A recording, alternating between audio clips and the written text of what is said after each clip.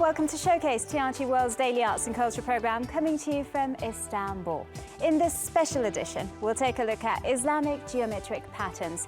Geometric designs have a special place in Islamic art. A combination of repeated squares and circles can be found on a variety of buildings, garden floors, carpets, and even textiles.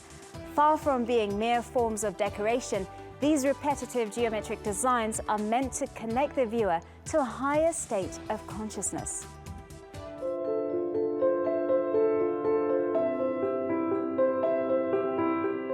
Geometric patterns, calligraphy, and botanical images, three types of Islamic art that adorn mosques, palaces, and private homes dating from the 8th century. All of these art forms have one thing in common: they're not figurative. As a monotheist religion, Islam discards all other deities and avoids the depiction of realistic humans and animal figures. That's why craftsmen use geometrical patterns as a form of decoration. Inspired by the art of the ancient Greeks, Romans, Sasanians in Iran, craftsmen in the Islamic world took these classical traditions and created an alternative form of decoration, using only a compass to draw circles and a ruler to make lines. Patterns especially found in places of worship are used as a medium to glorify God. They are characterized by symmetry and a freedom in their repetition and complexity. They offer the possibility of infinite expansion. Not only are they pleasing to the eye, but the delicate motifs and vibrant colors also draw you into a harmonious infinity, meant to inspire contemplation and unity. Masterpieces of this art form stretch from Spain to Uzbekistan. A variety of patterns interlaced to form intricate combinations of triangles, squares, hexagons, and stars. These repeated and interlocking designs can extend endlessly. This feature was also the inspiration behind much of M.C. Eschner's work. The Dutch artist came to a turning point in his work after his visit to the Alhambra Palace in Spain. And today, this tradition continues in workshops around the world.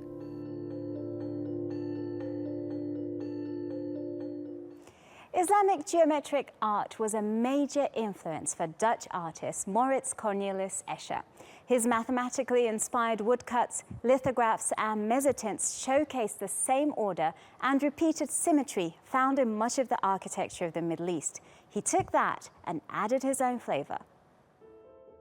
M.C. Escher, the Dutch graphic artist born in 1898 in the Netherlands, is mostly known for his optical illusions of ascending and descending stairs, metamorphoses, and reptiles. Although he failed his high school exams, he was exceptionally talented at drawing. Later in life, he gave up his studies in architecture and pursued graphic arts. He was fascinated by the complexity of objects such as the Necker cube and the Penrose triangle. His portfolio is full of lithographs, woodcuts, and more than 2,000 drawings and sketches. He traveled extensively to observe the world around him.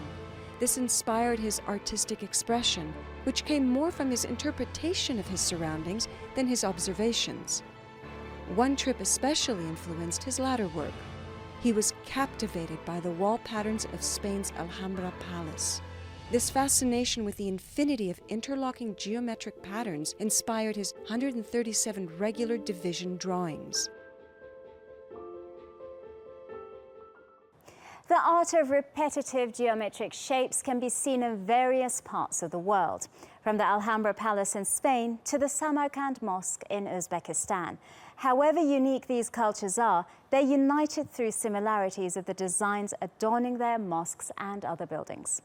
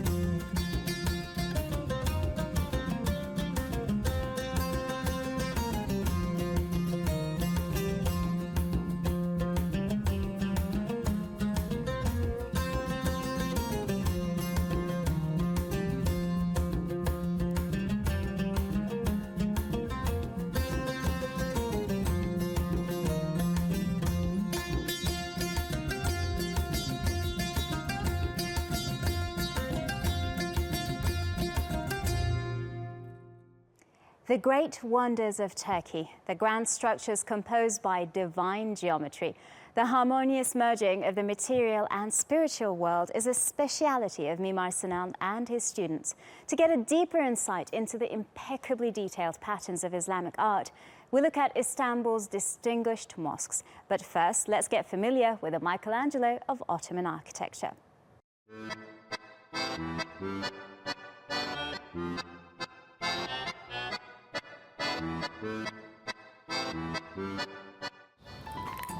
In honor of his craft, Chief Ottoman architect and civil engineer Mimar Sinan designed his tomb in the shape of a compass. And then he decorated the walls with six-fold stars like the ones that we see here. The great architect was the mastermind behind over 300 classical Ottoman structures. He was referred to as a Euclides of his time because of his mastery of geometry.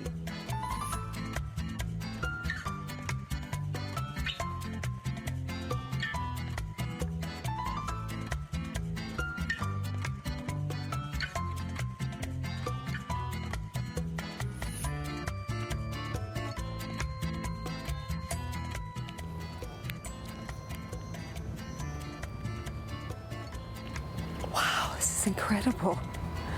One of Sinan's greatest masterpieces is none other than the Islamıc Mosque. I mean, here you can actually see the geometric synchronization everywhere. It's all around us. Everything from, well, the structural columns to the miniature details in both the doors, the windows, and even the walls. I'm sure there's probably a lot more inside, so let's take a look.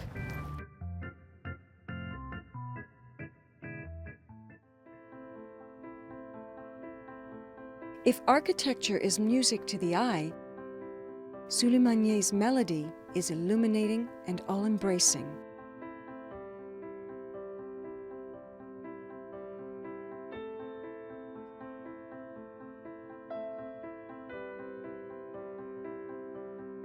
The minbar, the platform used by the imam to deliver sermons,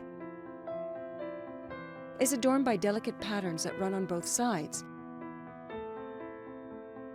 originating from eightfold stars in the middle. Some of these large doors and even some of the window coverings in the mosque, if you look closely, you'll see a star pattern that resembles the cosmos. And some astronomers actually believe that this was kind of a union, or maybe a direction or a connection towards the universe and the heavens beyond. And when you look closer, you'll see that the patterns of stars are actually some of them are eightfold and some of them are 18-fold. It's kind of interesting to find out why it was done this way. Well, apparently there's no special reason. It's just for the sake of design. They are surrounded by petals that extend into infinity. The scale of these compositions are supported by invisible grids that also facilitate the invention of new patterns.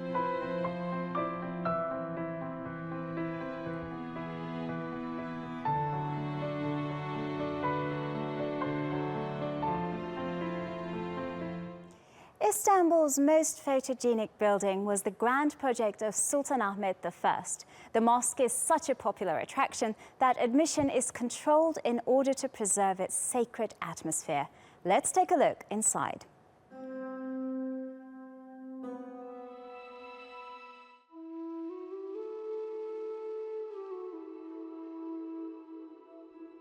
One of Istanbul's most notable landmarks is the Blue Mosque. It was designed by Sedefkar Mehmet Ağa, one of Sinan's students. It's the last great mosque of the Ottoman Empire's classical period.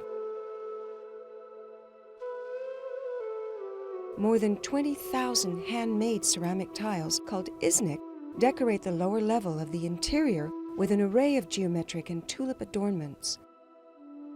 Traditional motifs on the tiles, such as cypress trees, tulips, roses, and fruit, evoke visions of a bountiful paradise. The lavish use of tile decoration on the interior was the first in Imperial Ottoman mosque architecture. The intensity of the tiles is punctuated with the more than 200 stained glass windows, all with intricate designs, bringing natural light inside the mosque.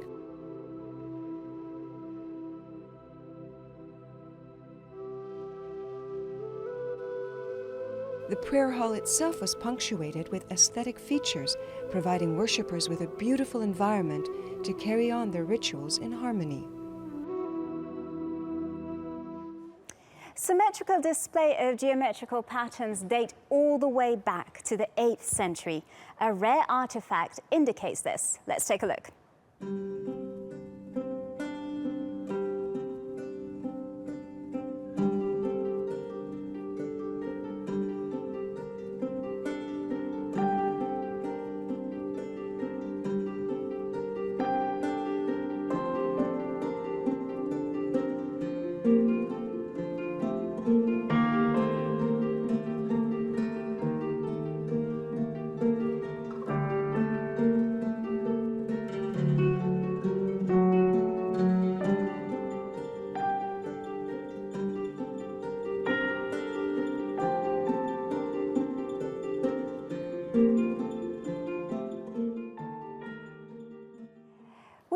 Talk to a man who sees the exploration of Islamic geometric patterns as his calling.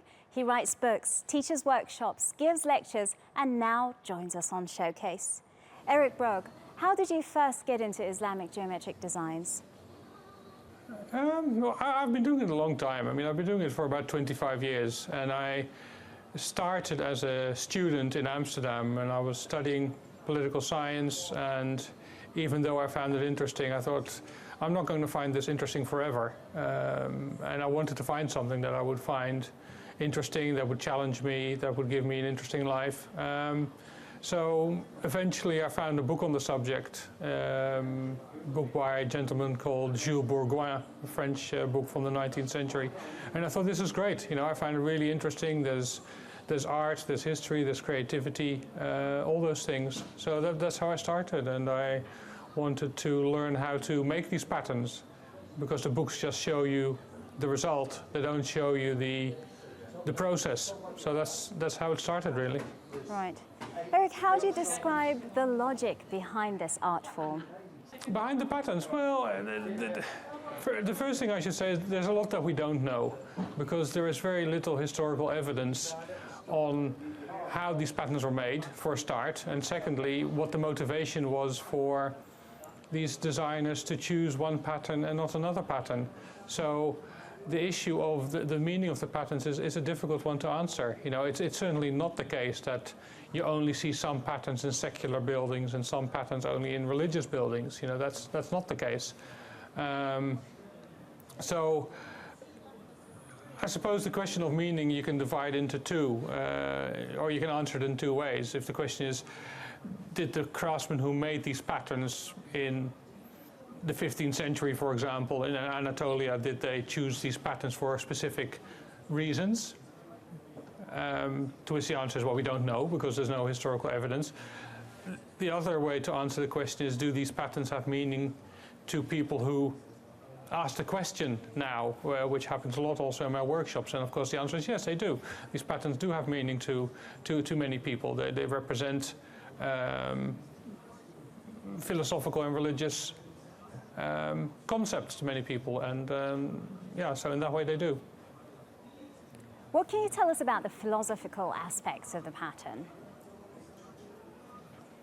I came to the UK to study Islamic geometric design, and I found that there is a lot of focus on particular aspects or particular approach to it, but what I found most interesting is to try and see it from the perspective of the people who were making it. So from the perspective of the craftspeople, how did they design these patterns? How did they practically do it? You know, because when you look at these patterns, you think they look very complex, they look very difficult, but these craftspeople were not mathematicians. You know, they knew how to make things with their hands. They knew how to draw with a compass and a ruler, and with these two tools they made all these patterns. So my approach is, there are a lot of people who already write about the philosophical aspects. I leave that to those people. I like to write about the practical and the historical aspects, and when you put it all together, then you have a good offering from various parts of the world. So what's the most intricate pattern or architectural place for you? What has you most fascinated? Well, a bit of both. I mean, you have certain patterns that you see in different parts of the world. So there's, for example, a particular kind of pattern that you can see in Seljuk Anatolia, but you can also see it in the Alhambra. You can also see it in Isfahan. You can also see it in Cairo, for example, or North Africa. So there are some patterns, I think, that craftsmen whose job it was to make these patterns, if they were playing around with a compass and a ruler, they would discover these patterns independently. So there would, for some patterns, there wouldn't be any transfer of knowledge. It would just be something that was there to be discovered by people who did this as their trade. That's one part of it. The miracle, or the extraordinary thing really is that you find these patterns across 1,000 years of Islamic history and across the whole of the Islamic world. And some patterns are similar, some patterns are different, but they all use the same rules. You know, there are these rules of how these patterns should be made, how these compositions should be made. This is all applied equally in the same way with the same rigor by craftsmen going back from the Umayyad era up to the late Ottoman era. You know, that's the extraordinary thing about it.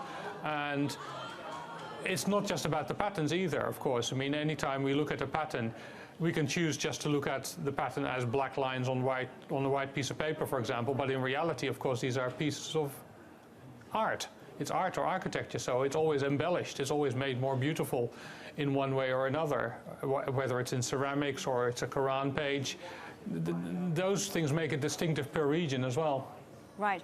Well, I guess the most important question is, how is this design tradition relevant and appealing in the 21st century? What's being done to preserve or maybe reinvigorate it?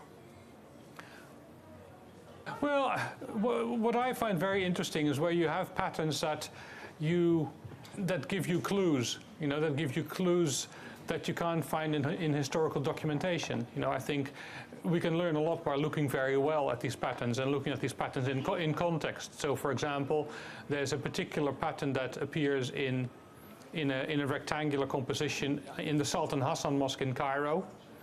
That same pattern then appears in the Mustansiriya Madrasa in Baghdad, and then also appears in a mosque in Konya.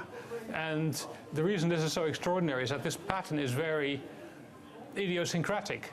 It's a pattern that you can imagine that a craftsman would have made, but it's not something that you can imagine that different craftsmen hundreds of years apart would have arrived at independently. So patterns like that give me interesting clues to how you could follow some transfer of knowledge, if you see what I mean. So those things I find very interesting, because that's very under-researched, you know, because it hangs together, but it's for us to discover. Eric Broek, thank you very much.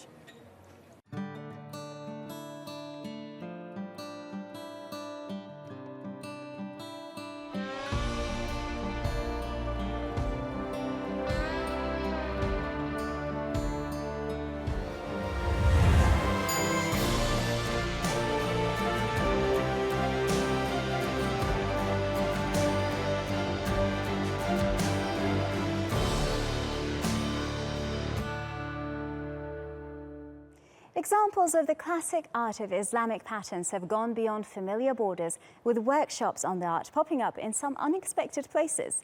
A workshop in London is offering students of diverse backgrounds the opportunity to share in this age-old tradition, and in the process, a little cultural exchange takes place. This is the kind of artwork you usually find in the East End of London. But behind these gates, they're making something rather different. These students are learning traditional methods to create classic Islamic designs on paper, clay, plaster and glass. So we're basically making what we call shell gold. Their teacher, Adam Williamson, is an Englishman, but he's been fascinated with the calligraphy of the Quran and the patterns of the East since he was a teenager. Well, for me, it's the connection with nature. So the geometry, you know, I was drawn to it, and the symmetry and the repetition. But as soon as you start investigating more and finding out that certain numbers relate to nature, like the Fibonacci sequence, and how these patterns relate to the movements of the planets and show the unity of the universe and creation, like they have a much larger, deeper meaning. Turkey is famous for its tiles, so that feels like the best place for me to begin. I've never done this before, so be gentle. What do we have to do? Okay, it's pretty simple. You have your plaster tile back with the pattern carved into it.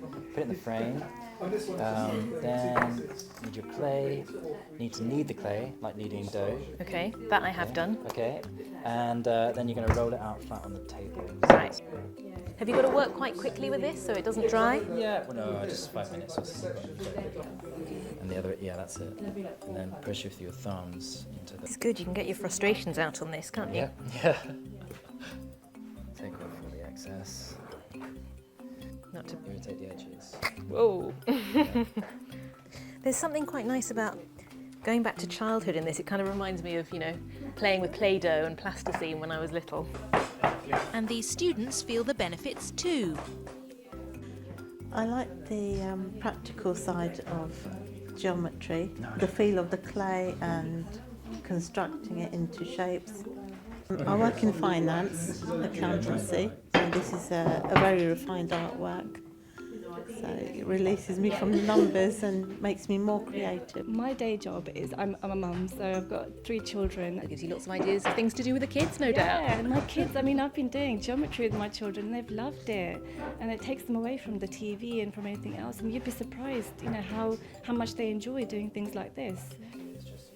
These budding artists can go on field trips to Turkey, Egypt, Iran and Morocco. It's an opportunity to see the scale of original artworks in their natural environment.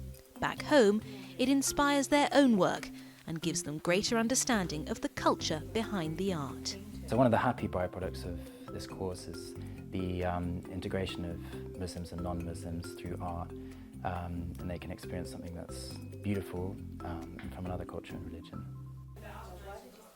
In this little corner of London, 1,000-year-old artistic techniques facilitate a very modern cultural exchange. Vanessa Cuddiford, TRT World, London. We explored Islamic geometric patterns and its effects on this edition of Showcase from TRT World Istanbul. I'm Islamıc. Thank you for watching and see you next time.